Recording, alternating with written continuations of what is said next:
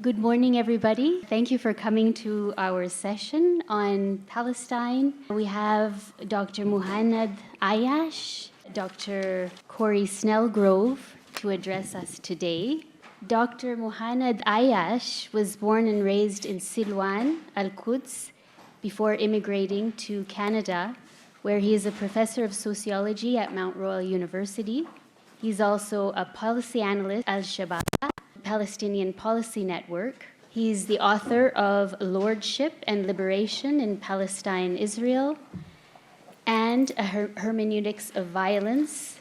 He has published over 20 journal articles and book chapters on topics such as political violence, Zionism and colonial modernity, settler colonial sovereignty, anti-Palestinian racism, BDS, and Palestinian decolonial movements in journals such as the European Journal of Social Theory, Critical Sociology, Journal of Palestine Studies, and Middle East Critique. So Muhannad's paper is The Persistence of the Palestine Exception in Canadian Policy and Academic Discourse. What does it tell us about Canadian institutions? Corey Snelgrove is going to speak on alienated labor and the question of Palestine. Dr. Corey Snelgrove is an assistant professor in the Department of Political Science at the University of Alberta. He teaches and writes on questions of settler colonialism and decolonization in Canada. His writing is published or forthcoming in journals such as Theory and Event, Philosophy and Social Criticism, Legal Form, Polity, and Native American and Indigenous Studies, where he addresses questions such as how might non-Indigenous political theorists inherit today? What explains the emergence of reconciliation? What political lessons does this history offer? What political lessons does this history offer for the critique of reconciliation? How do Indigenous treaty visions challenge the premise of capitalist social relations? I will hand it over to Muhannad Ayyash. I'm going to start off with a kind of a more general discussion on the sort of situation with social movements in general today and the reaction of the state to them, and then lead that into BDS and the student encampments in particular. There's 2 points that I want to highlight from the scholarship on social movements in general. Number one is pretty, well established in the field, that the more you are trying to challenge entrenched power structures, the more radical your demands are, the more radical the actions have to be. You don't judge a social movement campaign based on did it end racism? Did it end patriarchy? Did it end capitalism, etc.? You got to look at each campaign with the goals that they've set for themselves, and did their actions sort of move the movement and the campaign closer to their goals, stated goals, right? The more that your demands and goals are reform-oriented, perhaps targeting a particular legislation or policy or something of that sort, the less direct action, disruptive action that you need. Doesn't mean that you'll always succeed, but you probably could have a good chance of success if you're, just doing petitions, demonstrations, political pressure on politicians, that sort of thing. The more you're trying to challenge cemented power structures like settler colonialism, like imperialism, you're not going to get there unless you do disruptive action. You're going to need disruptive action to sort of really challenge those structures. Now, states have known this. They also study social movements in their own way. So they've known this for some time. And it's not new in the field to talk about how the state has been progressively trying to take away the people power's ability to use disruptive action that would place material pressure on systems of power. Today, if you just saw this as an example here in Calgary, in Alberta, when there's been talk about a general strike to support the teachers, trade unions, labor unions, etc., they've got to go through a whole lot of policies and debates about how do they do it in a legal way, and we're going to take months to see if we can even agree on a general, etc. Like it's already over. Like the state has successfully taken away the ability of the people to engage, because disruptive action has to be sudden. It has to be illegal, by the way, for it to be really effective, right? So states have installed so many regulations and policies around protests that they've defanged them. They're no longer able to do real disruptive action. And states continue to push towards that direction. This has been happening for decades across all social movement campaigns, regardless of the topic. And the worry in the literature, by the way, on all of this is that the more the state takes away the ability of the people to enact these kinds of changes, the more people are going to say, well, the grievance is still there. I'm not going to do this legal protest because it's going to get me nowhere. Like, oh, everybody got their voices heard and nothing happens, that kind of thing. Then eventually that's going to continue to drive escalation between the state and social movements. And could also direct it towards more violent actions, right? Because people go, well, what's the point in just doing this legal protest? I think violence can get me closer to what I want. That kind of idea starts to emerge in social movement. This has kind of been a dynamic that is pointed out by social movement scholars for some time. This is not new stuff. But just because scholars have illuminated and talked about it out loud doesn't mean that it has stopped. The state is still moving on this path. You certainly see this playing out in the last 2 years especially, but you've seen it present in Palestine solidarity movements for quite some time. When it comes to the Palestine solidarity movement, the boycott, divestment, sanctions campaign is front and center. I'll just say this very bluntly and clearly. If you're not supporting BDS, if you think BDS is a step too far, you're not doing Palestine solidarity work. This is the only meaningful course of action you can take. Because Israel is never going to just be like, oh, we should probably stop being genocidal. It doesn't work that way. Oh, I've been shamed. Like, do you think those people have shame? They're celebrating their genocide on the live stream, and they're like, yeah, everybody loves us for this, don't they? And they're never going to get off of that on their own. Only material pressure. That's it. And we've known that prior to the genocide, but that should make it very clear for you right now that only material pressure on Israel can work. That's it. Don't try to talk yourself out of that conclusion. It's a conclusive conclusion. That's it.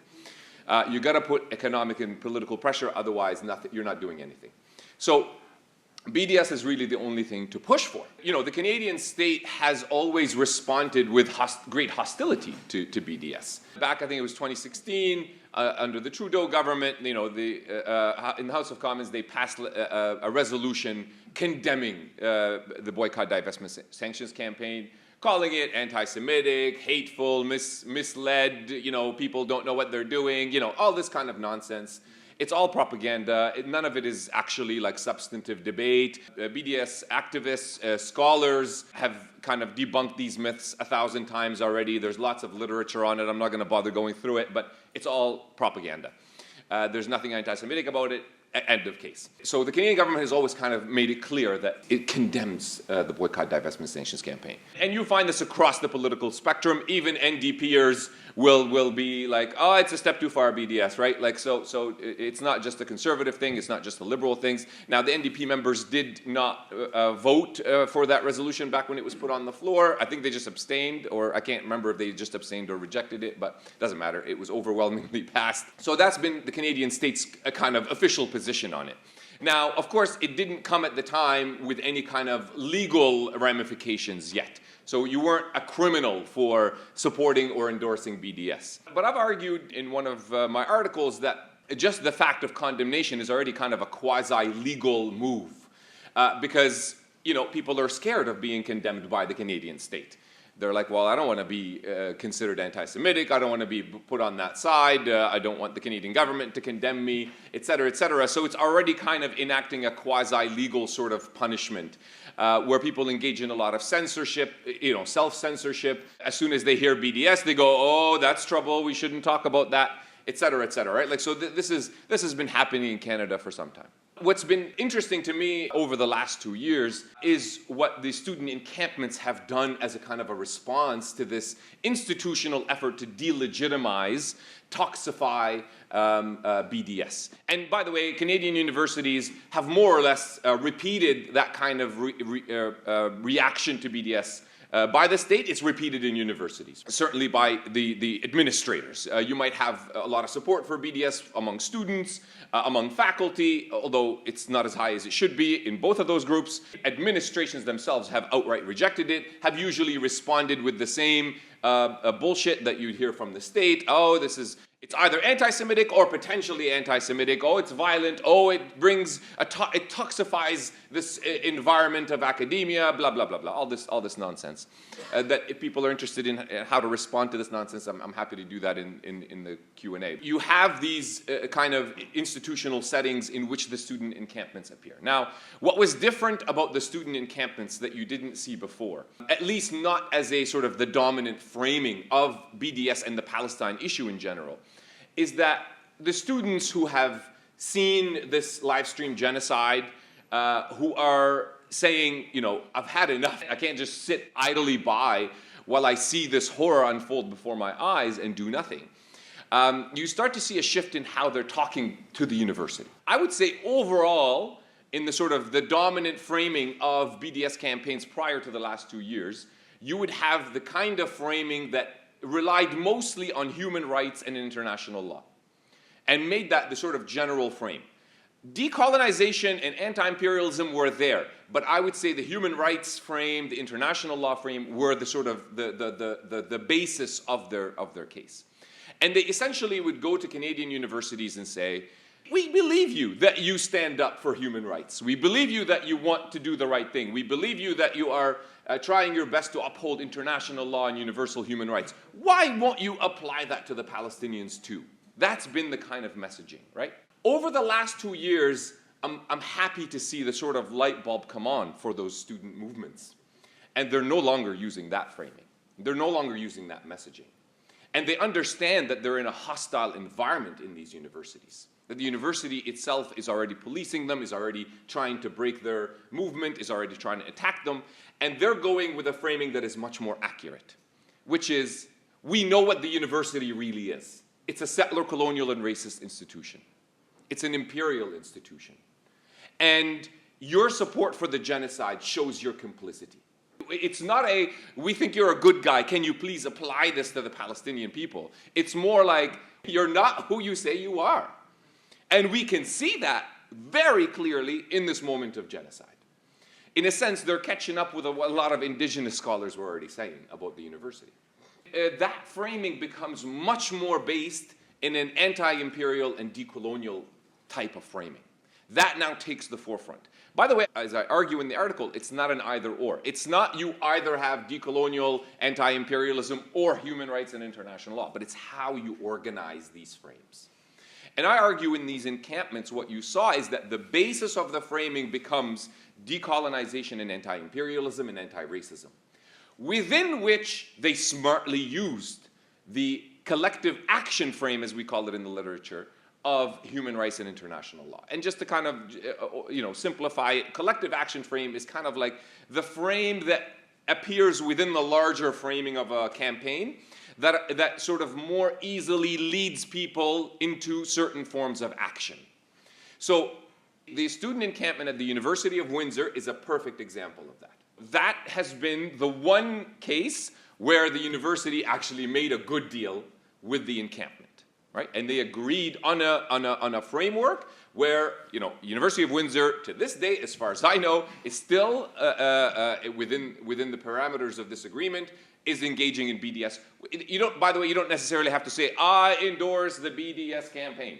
As long as you do boycott divestments, and only states can sanction. So for universities, boycotts and divestments, as long as you actually do that, it doesn't matter whether you endorse the specific campaign or not, right? So they do that. Now, look, some of the activists themselves will tell you, but it was easy for the University of Windsor to do it because they already didn't have any relations with Israeli institutions. I don't care. It doesn't matter. It's now there to prevent them from forming those relations. and it's sending a strong symbolic message. But when you read the agreement, you'll see exactly what I'm talking about. The whole thing is framed as part of the commitment to decolonization and anti-racism. They don't use the language of anti-imperialism. Anyway, we can have discussions on that. Not the end of the world if you have decolonization and anti-racism. And then within that, you'll see the moments where they use the human rights and international law frame to directly speak to the moment of like, and this is why we cannot have ties with an Israeli institution, because we would be in violation of international law, and we would be violating universal human rights. There's nothing wrong with doing it that way. There's all kinds of action frames like that can appear. But to me, it's critical that this move has happened where the fundamental framing is that of anti-imperialism, decolonization, and anti-racism, because now you're getting closer to the reality of these structures.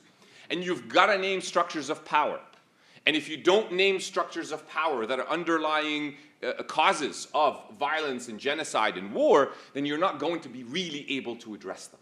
So this is kind of the positive thing that I've seen over the last 2 years. What's important, of course, is that it continue to develop, that it continue to grow despite this harsh institutional reaction that has been unleashed against it. And you saw that harsh institutional reaction here. You can ask Jeremy about that. He's written about the state violence that was used in the University of Alberta, University of Calgary, and other universities across the country. The reaction has been very harsh, and it continues to be so. And the institutions, whether it's universities or governments or cultural institutions and so on, they're still sticking to that idea that they must continue to delegitimize and attack Palestinian campaigns for liberation, particularly those that are meaningful, which advance BDS. What I expect to see is the continuation of that harsh reaction, and I expect it to get harsher. Just like we've seen in the UK and the US. The problem in Canada, well, it's not as bad as it is there, right? Like, please don't read me as saying that.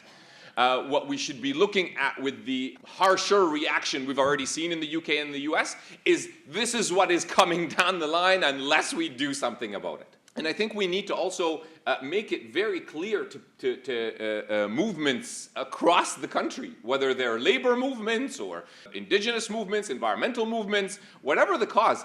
If you think that these policies, laws, legislations that are being passed to suppress the Palestinian movement are going to stop there, you have not read any history books. They're going to be applied to others. Just like the sort of harshness of the state's reaction to the Palestine solidarity movement also doesn't come out of thin air. As a result of a buildup of the state's harsh reactions to other movements prior to it, right? Like, so you have to understand that there's a lot at stake here. There needs to be a sustained pushback against institutions, whether it's universities or governments or whatever, whenever they try to suppress the kind of actions that are needed, like encampments, which are disruptive, to push for real structural changes. And you know, that ruling that came down at the University of Toronto is especially important to kind of highlight here at the end. You know, so the University of Toronto tried a different way of disbanding the encampment. They didn't use state violence right away, certainly, and they tried to go through a legal route to disband it. In that legal route, they kind of tried a couple of tricks. They tried with the whole anti-Semitism thing. The judge said it wasn't, right? So they actually failed on that because it is so, I mean, if it's a fair judge, you would be like, this is a joke, moving on that charge. But what the judge did say is, it is private property of the university. They can be removed on the sort of charge of trespassing. This is extremely dangerous. And students and faculty should be very concerned about this. You know, next time you want to protest student tuition hikes, guess what? You try to occupy public spaces in the university go, oh, there's a precedent. We can break this up. This trespassing is private property. So this is what I mean about there's a lot at stake that people really need to be paying attention to. And part of this job, and this is kind of, hopefully will lead into your presentation, is a reclaiming of these spaces and a reclaiming of this space as a democratic control, I believe you're going to call it, right? To understand that the issues at stake are quite significant. And I'll end it there. Thank you so much.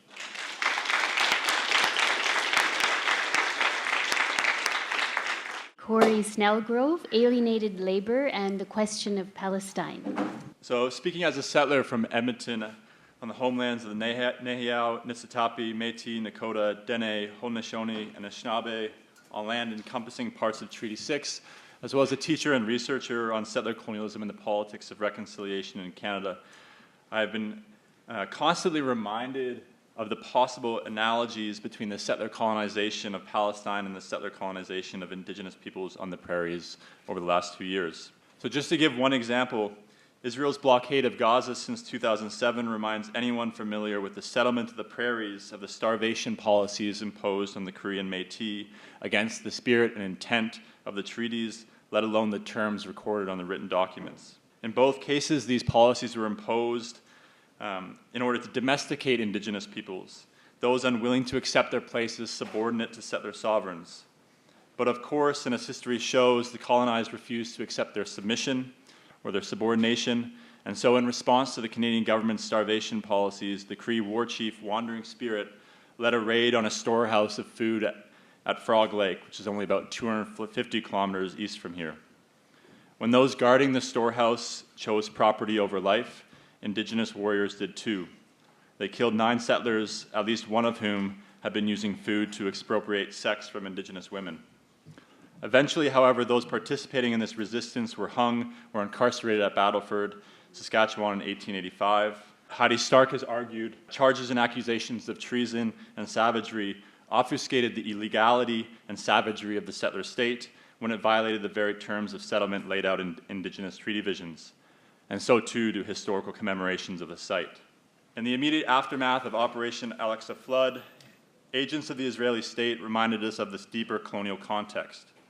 For example, the former Israeli Minister of Defense, Yoav Gallant, resorted to the colonial language of civilization and savagery in his description of Palestinians as, quote, human animals, in an effort to interpolate audiences at home and abroad in his call for a complete siege on Gaza. And for me, Canadian Prime Minister Mark Carney's statement about the need for a Zionist Palestinian state echoes John A. Macdonald's idea that the executions of the Indians ought to convince the red man that the white man governs. So while the ongoing genocide has certainly been authorized and legitimized by the Israeli state receiving full-throated support from Israeli society, it's been facilitated in words and deeds by states such as the US, Germany, Canada, among many others, corporations and institutions like universities and pension funds. And this is all laid out very clearly in the UN Special Rapporteur Francesca Albanese's From Economy of Occupation to Economy of Genocide, released in June 2025. So it documents in great detail how weapons and technology companies, alongside heavy machinery manufacturers, profit from the displacement of Palestinians, how heavy machinery and infrastructure, natural resource and agricultural, retail and tourist companies profit from replacement, while finance, insurance, pension funds, ethical investment agencies, and universities enable these injustices through toothless policies as well as investments. To bring this point home, thanks to the People's University for Palestine, who set up an encampment at the University of Alberta's Quad in May 2024 calling for disclosure and divestment, and members of the Just Peace Advocates, who subsequently analyzed disclosure data for the U of A's University Endowment Pool, we know that the U of A invested more than $143 million in companies that are known to violate Palestinians' human rights in 2023-2024 alone. It's precisely because of these wider enabling conditions that in 2005, Palestinian civil society called for boycotts, divestments, and sanctions against the State of Israel and companies that sustain Israeli apartheid. It's also because of these enabling conditions that the language of complicity and implication have become 2 keywords of our time. So the first point I want to make here is that the concept of complicity and implication register the bounds of and restrictions on our freedom. Indeed, as Albanese argues, corporations enable and benefit from these injustices and use their quote-unquote private status to evade accountability and responsibility, like the U of T injunction hearing. So when citizens' dissent develops into movements that aim to refuse complicity and implication, answering the BDS call, this represents a promise and effort to expand our collective freedom. So to draw your attention between the connection between complicity, implication, and freedom, I want to share 3 quotes that I think capture this. So the first comes from Motaz Azaiza to Mehdi Hassan of MSNBC in January 2024. He stated, "Don't call yourself a free people a free person if you can't make changes, if you can't stop a genocide that is still ongoing. The second comes from Alberto Toscano, and he writes, "The encampments and occupations that have risen up from Manhattan to Atlanta show what it means to confront colonial and imperial violence, to challenge its racist and eliminationist ideologies by making explicit how that violence is reproduced in the institutions and cities where we work and live." The final quote comes from Noura Erakat's fantastic "Nothing Will Ever Be the Same Again," which is an incredible memorialization or dedication to the efforts of ordinary people to stop the genocide, to refuse complicity and implication. And so she points to the possibilities of this movement and how Palestinian liberation represents the lodestar of universal emancipation. So she writes, "We're also forever changed, our eyes wide open, primed to distrust media, social and political authorities, bullying us into becoming walking zombies obsessed with pop culture distractions, wide open to the fact that imperialism shapes the minute details of our daily lives, to the fact that free Palestine has the potential to set us all free." So implication as a concept points to an effect on someone, or how we have an effect on someone, but also a lack of transparency or control over one's actions that have that effect. Part of my talk here is going to say the point is to say we used to call this alienation.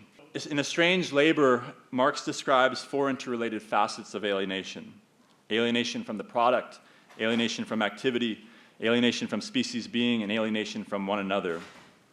So because we're separated from our product, we're not satisfied in our work. This does not only violate what Hegel called the absolute right to existence, it violates our species being. Like animals, all humans have a relationship to nature as a condition for the reproduction of our lives. But what distinguishes humans from animals, and so the characteristics of our species being, is that we take the purpose of this reproduction to itself be an object of self-consciousness. The problem with capitalist societies, for Marx, is that we are not only separated from our products, but cannot control the process of production. Species being is a normative standard developed to critique capitalist society, and capitalist society is wrong because it violates this universal yet specific human capacity. The result, we become alienated from our activity. Activity becomes passivity. Our power becomes impotence. We do not act self-consciously. We do not exercise control, but act instead simply to sustain our individual lives. He has this great quote, "Life itself only appears as a means of life. This lack of control over the reproduction of our lives turns others into a means to the reproduction of our own life. Species life turns into a means for his individual life. Hence the alienation of humans from each other." So what I want to just suggest here is that Marx is offering a theory of implication, or a social theory of implication, but I suspect some people might be asking, why is this dude doing this detour through Marx? And so there are at least two reasons for this. The first is to connect implication to capitalism. And so this means that implication does not just ground solidarity in an abstract moral duty to others, but it indexes our unfreedom in capitalist societies, and this may provide the concrete grounds for solidarity. This is what I've called the dialectics of implication. Our alienated participation in the injustice of others discloses the bounds of our own unfreedom. So challenging complicity and implication promises to expand the bounds of our freedom. Second, and this is what I'll spend the rest of my time talking about today, is that by foregrounding the problem of implication as one internal to Marxist critique of alienated labor, and so capitalist societies, we can also recover a critique of capitalism that takes freedom rather than simply wages and benefits as its standard. This becomes all the more important when we consider the pursuit of boycott, divestment, and sanctions as a challenge to implication through our unions, including academic unions. When Ricardo invited me to speak with you all today, it was about the concept and practice of academic freedom. And this is because over the past year or so, I've been working with some comrades in the audience across the University of Alberta trying to defend academic freedom, especially for colleagues speaking out against Israel's genocide, by pushing our union to proactively defend these rights. Briefly put, this looked like submitting member-at-large motions to council. Our bylaws do not permit motions from members at general meetings, who then deliberate over these motions and determine whether to advance said motions to the executive's consideration. But the subject of my remaining time requires us to fast forward to November 2024. So we had heard through multiple sources and confirmed by the president of our association in an email as well, that during a COUT national meeting, COUT is the National University Teachers Association, that our union, AUSHWA, had voted against two motions. The first read, COUT opposes the adoption or reliance on the IHRA, WDA, and the Canadian handbook on the IHRA as a basis for defining what constitutes anti-Semitism or for otherwise suppressing speech deemed as controversial, troubling, or offensive in Canadian universities. This was particularly egregious since AUSHWA's official position since 2021 has been a rejection of the use of the IHRA.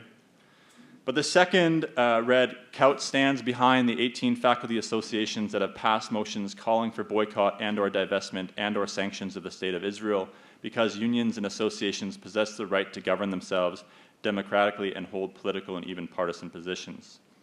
So in a January 2025 council meeting, we decided to push our union to hold our president to account. During what was a contentious meeting where our motions were ultimately defeated, the president claimed that he voted against the second motion because he did not know whether it represented support for associations or support for BDS, and he did not know where the association members stands in the latter. The next month, we picked up on the president's apparent confusion and submitted the following motions for support. We call on the AUSHWA to affirm the right of Canadian academic unions and associations to govern themselves democratically and hold political and even partisan positions. We call on the AUSHWA to affirm that debate, discussion, and support of boycott and/or divestment and/or sanctions of the State of Israel is one legitimate position that academic unions and associations have the right to take. We call on AUSHWA to condemn any attempts to interfere with the autonomy and democratic governance of these academic unions and associations that hold such positions, including support for BDS. In speaking to these motions, we were quite insistent that this was not a BDS motion, but a right to BDS motion. So we're trying to pave the way for future action on BDS. To our surprise, these motions were passed by council. However, in May, the executive issued their response, selections of which I've included here. They first stated that they support other rights to govern themselves and take political and partisan positions. However, this remained internal, right? So it was a letter to myself and another colleague as well as council. And so they did not really fulfill the spirit of the motion of expressing solidarity with other faculty unions, such as SFU, who are undergoing threats for this. And no letter was sent to those unions, nor to COUT. And so while they affirmed other unions' rights to do so, they then stated that the AUSHWA is not the critic or arbiter on matters of debate among its members. Therefore, it does not take a position on partisan issues. In justifying their position, the executive made vague and frankly confusing gestures to labor law, Alberta's specific legislative context, and a reading of AUSHWA's bylaws that reduces AUSHWA's obligations to defend, quote, individual members' academic freedom. And they present the taking of partisan and political positions as necessarily infringing on individual members' academic freedom, and so beyond the scope of union activity. So one response to AUSHWA's recalcitrance on the issue of BDS could move through the principle of academic freedom. The argument could go something like this. Section 3.1.1 of our bylaws states that the object of the association is to advance and protect the collective and individual interests of its members as academic staff of the University of Alberta. Section 3.1.4 says to advance, protect the principles, tenets, and practices of academic freedom in all its facets, and its members' exercises thereof. But in the executive's response, the association's object then is reduced away from those collective interests and the defense and advancement of academic freedom in all its facets to the more narrow defense of individual academic freedom. So this reduction occurs in the context of BDS. This is, of course, a partisan interpretation. The pursuit of BDS against the State of Israel until it complies with international law and the pursuit of boycott and divestment initiatives by academic unions more specifically could represent a collective effort to advance and protect the principles, tenets, and practices of academic freedom in all its facets. More specifically, it represents an advance and protection of the principles, tenets, and practices of academic freedom for Palestinian and I'll say Israeli scholars critical of the settler colonization of Palestine. So you could make this argument through academic freedom. But the executive's response may also suggest a limit to the framework of academic freedom as a negative right, as a right of non-interference. And so instead of defending BDS on the grounds of academic freedom, or more precisely only on the grounds of academic freedom, we could also frame our pursuit as an activation of our freedom to self-govern as a union in at least two ways. So first, as a refusal, and second, as a challenge to the rule of our employer. So in the first scenario, as an association, we have our own investment portfolio, and we have a seat on the AUPP, the Alberta University Pension Plan. And so in these domains, we could pursue divestment in a very straightforward way. Immediately in the first case, like from our own investment portfolio, and through cooperation with other unions in the second. So in this case, in the tradition of civil disobedience, we would be exercising our freedom to refuse to cooperate with entities that violate international law and commit war crimes.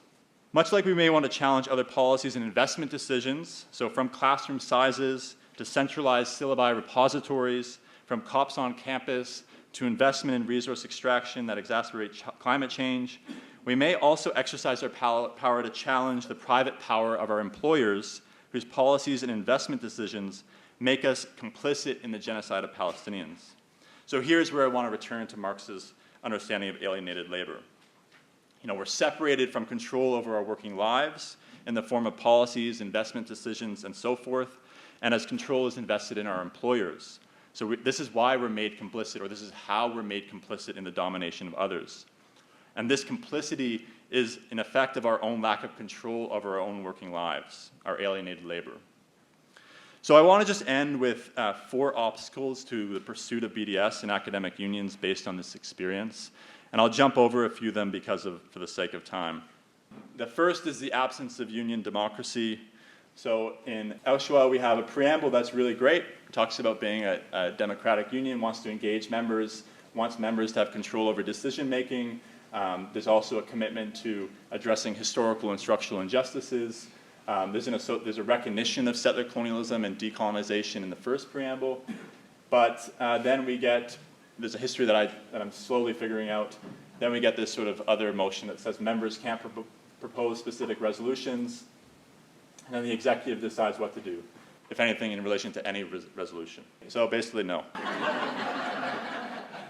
The second one, I'll just quickly go over this, is that, and this is a really excellent article that discusses earlier struggles both against South African apartheid and Israeli apartheid. Also, this represents a challenge to business unionism. Above, I made this quick remark that we call implication, we used to call alienated labor. And one reason for this shift is the predominance of business unionism. So business unionism refers to unions who narrow union activity to, quote, purely economic struggles over wages and benefits, or economism. And the economism of business unionism effectively makes organizing against racism, colonialism, and imperialism appear outside the mandate of the union. I just want to quickly highlight a statement my colleague Ayyash made on the podcast Academic Antis that I think really connects this experience, her experience as a Palestinian, with working conditions. So working in an institution actively complicit creates an emotional and psychological strain. Teaching. How can we teach about human rights? How can we teach about academic freedom, freedom of expression, international law, settler colonialism, or even engaging with the world's pressing issues when these issues are being under attack, suppressed, classified as taboo for conversation or discussion? How can a place designed to be a safe place for discussing such a pressing issue and engaging become suppressed and marginalized? How come these students and faculty become a threat? So these are directly in the realm of our working conditions. The third one is indifference. So I think part of the problem of the absence of union democracy leads to an indifference with respect to the union. You can also think about indifference with respect to our working conditions. Work just becomes a means to our own individual survival. But this also one of the things that the genocide of Palestinians really reveal is that even humanity itself just become a means to our own individual existence, right? That's the dehumanization of us here. Obviously, indifference too is also an effect of national and racist chauvinism. So our union has been open, and it's great that they're doing solidarity actions with other university workers across the country, but I don't think they've ever seen Palestinian education workers as their colleagues. The last one I'll just talk on a little bit here, and just to close, and I'll get to the general strike question too, is the limits of legalism. So the first thing I'm thinking about here is risk-averse legal advice. So rather than treating law as a tool where we figure out what members desire and then find the argument in labor law or stretching labor law in the direction that we need, there's a tendency to view the law as given as a constraint on action. So we end up self-policing. So here's an example. I won't go over it for the sake of time, but this was the executive's response to us, and they cited charter as basically a reason why they couldn't make any of these positions, which I reached out to a number of labor scholars and who reached out to some labor lawyers and said that that's just not true. And we can see that it's not true in a really great decision in August 2025 regarding the SFU BDS motions by the Faculty Association. So basically what happened was some members within the association sued the Faculty Association for taking a position, and they said this violated their rights as members. It went to the court, and Justice Marzari, who's my hero right now, dropped it. Basically knocked every argument down. They dismissed the idea that you need a requirement for consensus. That's an incredibly high bar. The union wouldn't be able to do anything. They wouldn't be able to strike. They wouldn't be able to negotiate over pay equity issues. That's a ridiculous claim. They also identified how these motions seek to influence the policies of the university, including investments, and that's right in their working conditions. Again, this is connected to workplace culture, and you can think back to my colleague Agil's claim about the sort of psychological and emotional strain that this causes for people. Again, this is connected to it. And it also puts out here that solidarity, in this case, might actually engender buy-in from union members, rather than alienate union members. And it might be how part of unions broadly improve the working conditions of members. You can also think about what this might do for support in the community outside of the university. The last thing I want to say is that besides the sort of specific risk-averse legal advice of our union, we also have to think about the limits of legalism, broadly speaking. So you can have this motion passed, and then you still need to wait for the union or the university, the employer, to actually act on it. So what could you do? You could try and name and shame the employer. That probably won't work. Or you can do this long march through committees, right? We could be in committee work for 25 years. But the thing to pick up on what Muhannad was saying was disruption matters, right? How do workers disrupt? They disrupt by withholding their labor or threatening to withhold their labor. But our Canadian labor regime doesn't allow us to threaten to strike or to strike unless it's around collective agreements. It expressly prohibits any striking, withholding of labor for things like genocide. And this is the difference between Italy, right? They can do it. So as we're talking about a general strike, I think there might be a danger to be nostalgic about the labor rights that are being ripped up here.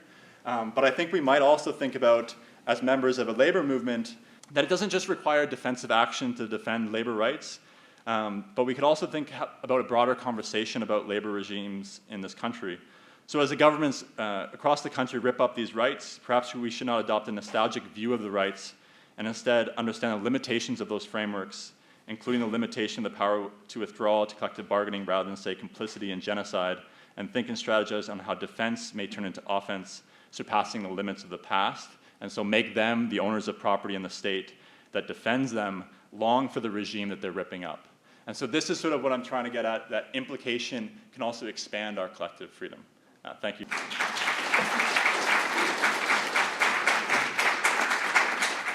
Thank you to Muhannad and to Corey. Let us open up the floor. My name is Corinne Benson. I'm with the Edmonton Peace Council. I think the threat is terribly real when you are only having a Peace Council table at a Peace and Unity Festival, and someone says that, oh, they're having a riot there, and calls the police. I'm facing 5 police officers for having nothing more than a literature table. And this is in Edmonton. It is terribly real. No one has to convince me of that anymore. I know. They didn't throw me in jail. I didn't have any severe penalties, probably because I'm a powerless person and not of any threat. But that was overkill, for sure. I have never had the police report, even though I have the document requesting it.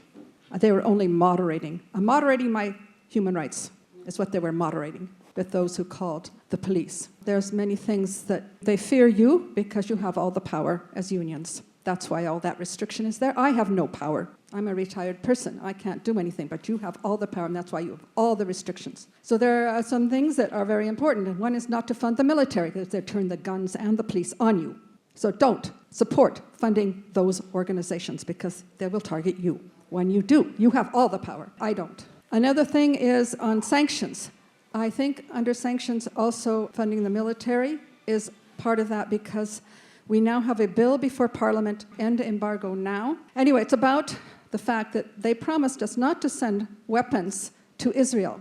They lied. They're sending it through the United States. We are manufacturing parts for the F-35, which is dumping a ton of explosive on Gaza. We are also funneling that same propellant from Poland through our ports into the United States. So it is terribly important under the sanctions issue, which you were the first speaker was addressing. I assume this is under that sanctions issue. The most powerful thing we can do to help them is to stop the weapons trade. and stop it coming from Canada, because we have some control here. So to everyone to approach their MP and to just pummel and pummel and pummel as hard as we can to vote for this bill, B233, I think it's called. Thank you. Can I ask you to wrap up? Okay. I have so much. I'm really quite angry about what happened to me.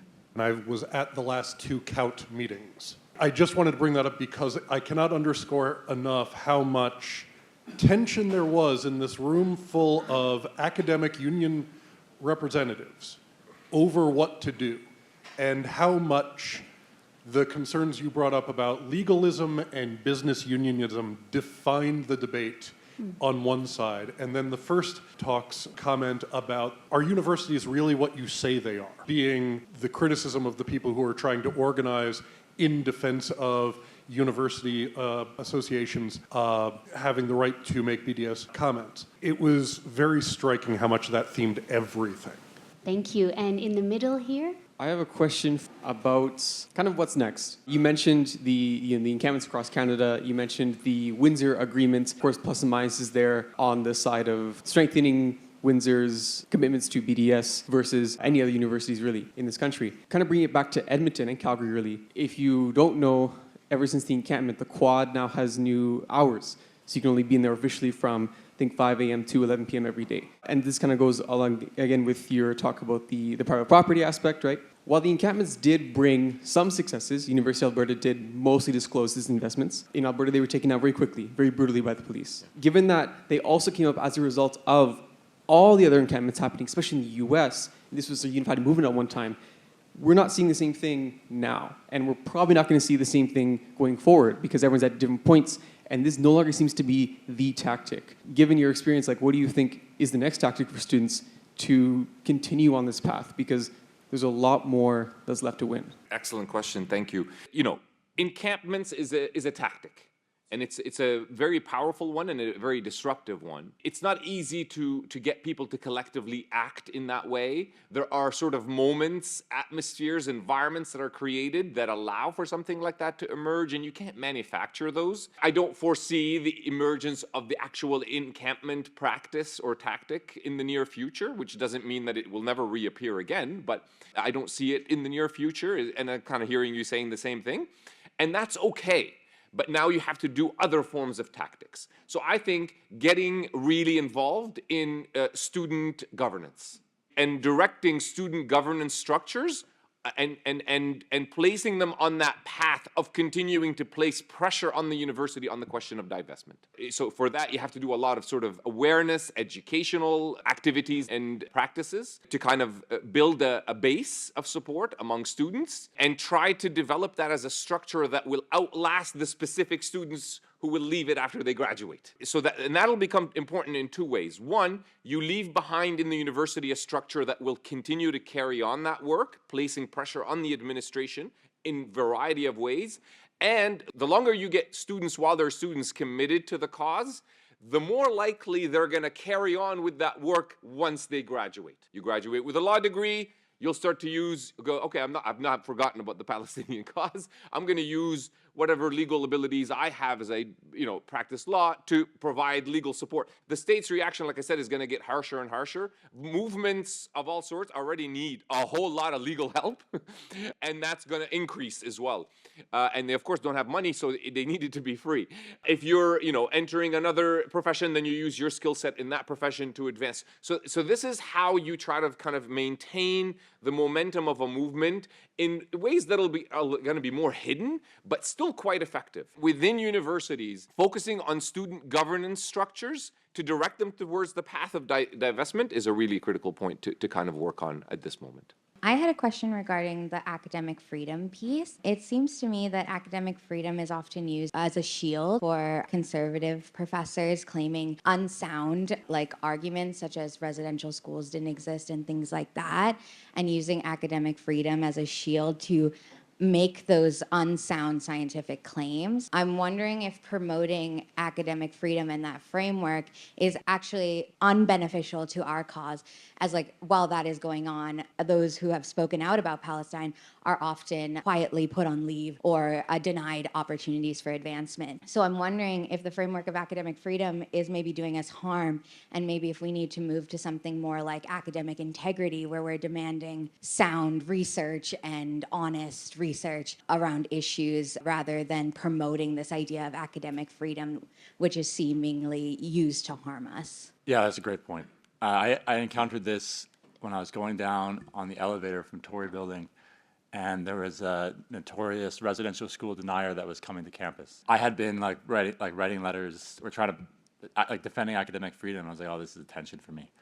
But then I think actually academic freedom doesn't defend someone's rights just to say whatever they want. Depends what we imagine academic freedom to mean, but someone is spouting off their unresearched opinions and claiming them as facts aren't. So I guess my point is that I do think we could say academic freedom already has this component of integrity behind it, but you're also totally right about this tension and also how academic freedom is being mobilized.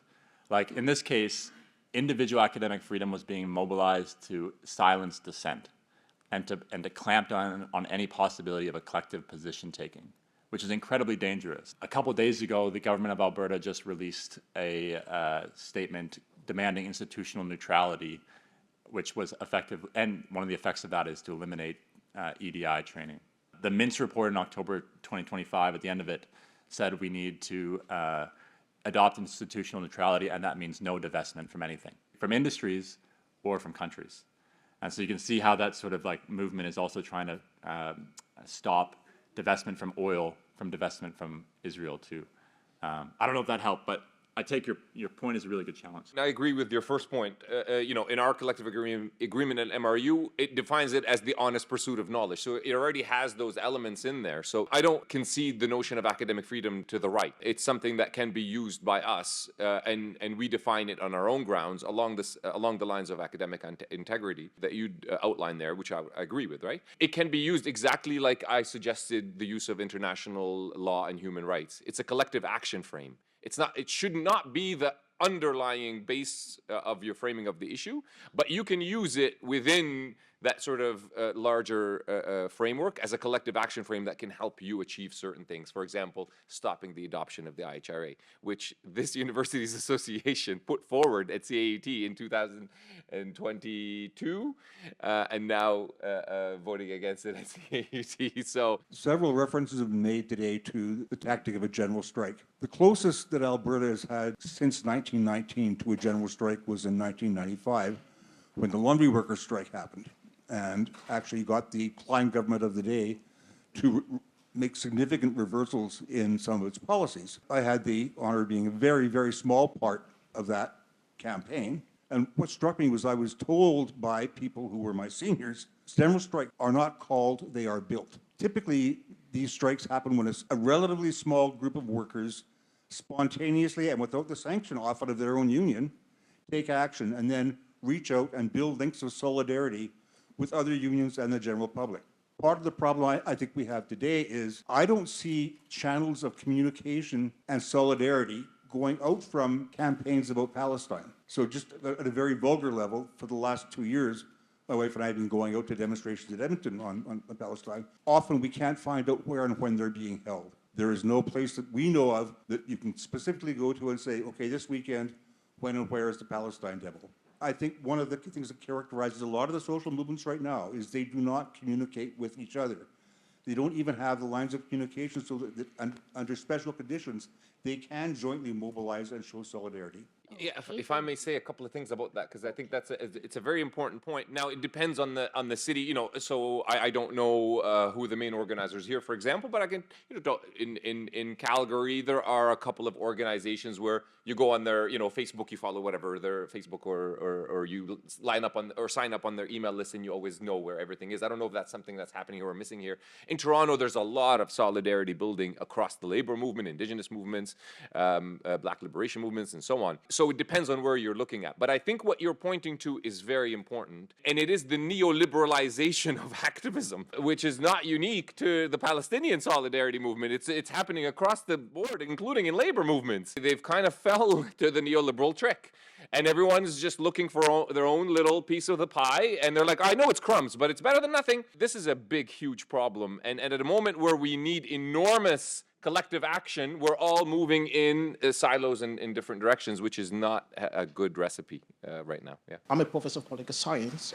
Academic integrity is also a way scholars are being silenced. No matter how good your research is, if you don't respect academic language, your work will never be published in an international journal or reputable journal, where you can say it's not only about like students' freedom, even scholars are being silenced. You can carry out a very good work, but the language you use, they will say is too raw. We want you to shield certain languages. But at the end of the day, when you shield certain languages, you don't reflect the reality of society. So not only students, but scholars are also silenced. Now, going back to the focus of the presentation, I agree with everything both of you have presented, and I was more interested about social movement. If you want to achieve anything and you respect any law, you will never achieve it, because the reason why you want to strike is because, first of all, you don't agree with the law. So why respect the law? All the great people we know, like Martin Luther King, they all went to prison. So if you say you want to be a good person and you're scared of going to prison, then don't strike. Because your sacrifices necessarily are not meant for you, but for others. Because you presently are benefiting from what others already fought for. So what is your sacrifice for society? Again, now regarding the Palestinian movement, I kind of feel it's a question to Hamad. There's a kind of isolation with the movement because you don't embrace other movements. I have a lot of friends who complain like, Palestinians keep calling me to come protest with them, but they've never called me to protest for Sudan. People are being killed in Sudan all the time, but you guys give a deaf ear to. So you see, like, as time goes by, only Palestinians protest for Palestine. Non-Palestinians don't protest no more because you don't show interest to other people who are also suffering. My last comment, which I would like if you can address some of these. In political science, when we talk of states, it means you have certain rights and privileges. The most common statement, which is out there, is 2 states. If Palestine becomes a state, means you have a right to have a military. Don't you think that is already a groundwork for future war?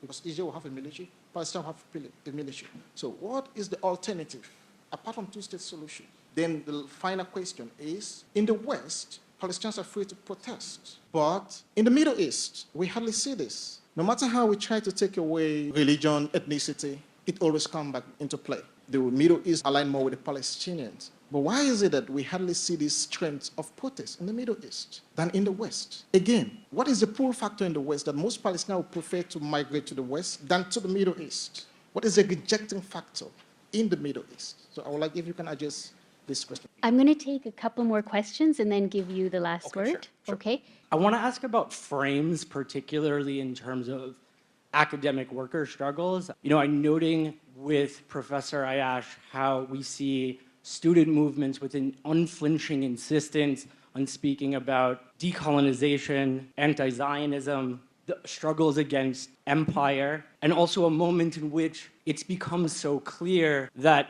colonial Zionism no longer even tries to produce popular consent in the imperial core. We just see the direct force and violence that's always undergirded that project in Palestine. And yet then, Corey, that's when we work with our students, and then we go to union meetings and start talking about stop participating in a Holocaust on legal technicalities. Stop killing our colleagues' families, our students' families because of academic freedom and so forth. How do we think about the possibilities of those kinds of frames, but also the bankruptcy of them and the failure of academic labor to meet this moment? That we're talking about technicalities while we see supremacist fascism here and everywhere. Like, I get the point of telling students they need to take over student governments. Can we speak this language still?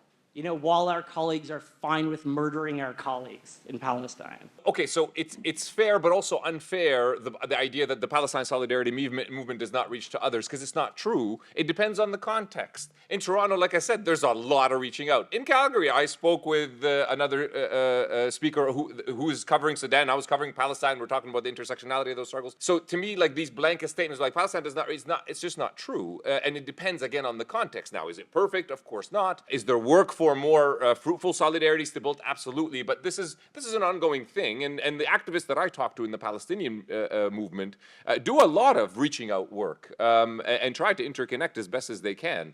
And that goes both ways. Others have to also reach out and so on and so forth, right? So in terms of the two-state solution, I mean, that's a big answer to that. But ultimately, Israel doesn't want any kind of solution except for their one solution, which is the elimination of Palestinian existence on the land as a sovereign people. The only thing that they may be comfortable with is some limited form of Palestinian self-administration in about 5% to 8% of historic land of Palestine. So regardless of which solution you think is the best solution, or you're taking the position of, you can't get there. Even if you're like fake Palestinian sovereignty, like Canada's position, fake Palestinian sovereignty in about, maybe we'll give them 15% of the land. Even if you want that kind of solution, you still have to put BDS on Israel to force them to accept that. But the real decolonization would be more along the lines of a one-state solution, shared sovereignty, and so on. But anyway, that's too long to kind of get into. Very quickly to the last point, and I think you have to delegitimize these institutions, including unions, when they take those positions. And you also have to kind of take a lesson from Palestinian resistance in Palestine in the notion of Sumud. We know we're up against a very powerful structure. We're a stateless people. We got no military. We got no economic power. We got nothing to give you other than truth and justice and a good conscience that you've done everything you could. But you have to be ready for the long haul in that, and understand that these last 2 years, of course, have been the sort of most difficult in Palestinian history. But it's not the first time that we faced this genocidal onslaught.